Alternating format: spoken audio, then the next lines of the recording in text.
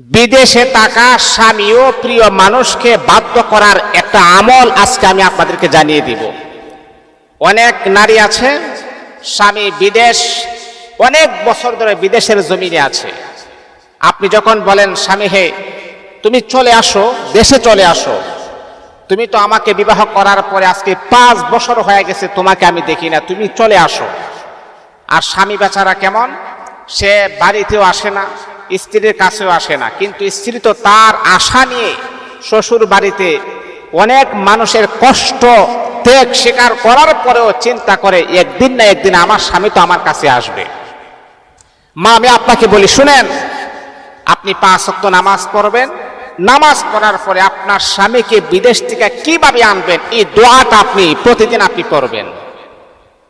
অথবা আপনার ভালোবাসার মানুষ, যাকে আপনি মন উজাড় করে ভালোবাসেন, মহাব্বত করেন, আপনার প্রিয় মানুষ, তাকে কিভাবে আপনি নিয়ে আসবেন।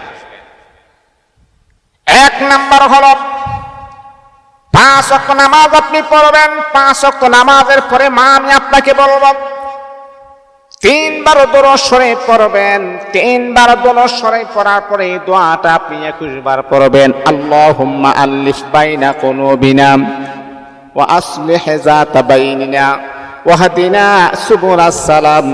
এই দোয়াটা আপনি 1 বার নয়, 2 বার নয়, 21 বার আপনি পড়বেন। 5 ওয়াক্ত নামাজের পরে আপনি পড়বেন। ফজর নামাজের পরে 21 বার আপনি পড়বেন। আবার এশারের নামাজের পরে 21 বার আপনি পড়বেন। আল্লাহুম্মা আল্লিফ বাইনা কুলুবিনা ওয়া আসলিহ যাতা বাইনিনা ওয়াহদিনা সুবুলাস সালাম। 21 বার পড়ার পরে আবারও দুরূদ শরীফ 3 বার পড়বেন। 3 বার পড়ার পরে আপনার স্বামীর ছবি যদি থাকে অথবা প্রিয় মানুষের ছবি যদি আপনার কাছে থাকে, এটার মাঝে আপনি ফু দিবেন। দেওয়ার পরে মালিকের কাছে 2টা হাত বাড়ায় বলবেন, রব্বুল আলামিন, আল্লাহ, আজকে 10 বছর হয়ে গেল, 5 বছর হয়ে গেল আমার প্রিয় মানুষটা বিদেশের জমিনে আছে। আল্লাহ, সে তো আসে না।